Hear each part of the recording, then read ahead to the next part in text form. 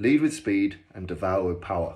That's the core lesson of what we're looking at today when we're looking at small impact weapons like slingshots, like this, saps, small koshes, blackjacks, any weapons of this kind of family. Now, one of the main things to think about is what is the purpose of this weapon, or all of these weapons, all of this family weapon type? Well, they're flexible. They're designed to have some give to them. They're designed to whip across the face, across the head, and do their damage that way.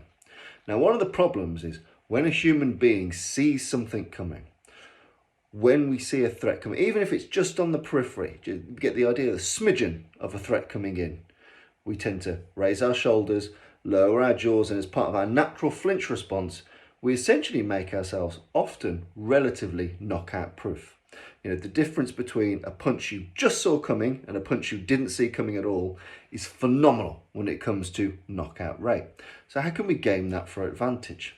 Well, the main thing is if you're using sap, kosh, blackjack, slingshot, any of those weapons of the family, is we need to make sure that they can't see this coming at all. If they see even a small amount of this coming, they'll tuck, raise the shoulders, raise the hands, and they'll eat that shot and no knockout will be coming. It'll still fucking hurt. It'll still hurt like a bastard.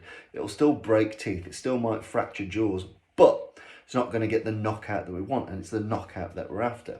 So my advice with these drills is leading with speed and devouring power.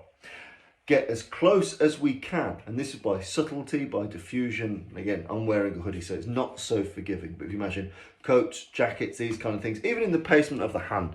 If I've got my hands in this way, if I'm talking in this way, you know, I'm deceiving. I don't want you to see what I've got here. And I want to keep that element of surprise for as long as possible. So the simple drill is this. Instead of thinking of two significant shots, get yourself into a position where you can fire a short, sharp shot. It's that stunning shot. Boom! We want the least telegraphic whipping shot possible. Bang! We want that wobble, we want that concussion. We want to use the momentum of that first shot to step out the way, to step offline. And you'll notice, even though my companion Bob over here doesn't have any arms, I'm trying to cover and smother his right arm. For most people, it's their weapon drawing arm and their most powerful shot, trained or unchained.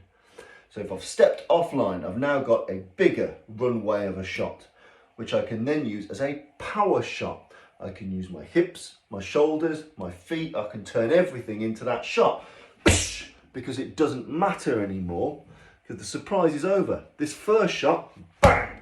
I need that to be as subtle and as fast as possible. I need to lead with speed and deception. Buy myself the space and time by stepping out, and then I can follow with power. Do you imagine the first shot stuns, you're wobbling. The second shot, boom, cleans your clock and resets your timer. Make sense? So as you're practicing these drills, get used to A, what types of subterfuge can I have with my sap? How can I load it into my sleeve, into my jacket pocket, into your everyday wear? And that will be bespoke to you and unique to you. So get used to that. How can I get as close as possible whilst being safe? And how can I, in the least telegraphic way, fire that shot? In the least telegraphic way, fire that short, speedy shot. Boom! Run that across the jaw, reposition, and then cleave with that shot. It's really important that we get the shot you don't see coming, but then also follow up with something that's got as much power as possible behind it. Because often if you're striking with these things, you'll be scared, you'll be nervous, you may miss, you don't want to overcommit to it, and you don't want him to see it coming at all. Otherwise he'll eat that shot and keep fighting. And another learning principle here is when I lead with speed and step off, it's because even though he's in pain and disorientated, his computer last recognizes that my head and body is here.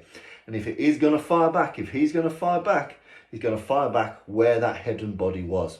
So if I can lead with speed and then move, whatever immediate gut reaction he fires out, whether it's a flinch, a punch, a push, or a grab, it's not where I was. And then I'm in a position here, perfect flanking position, to hit the side of the jaw with reasonable space and enough space that I can torque my body and really finish the job should I need to. So lead with speed, devour with power. Make sure you give that a go, and it applies to most small impact weaponry.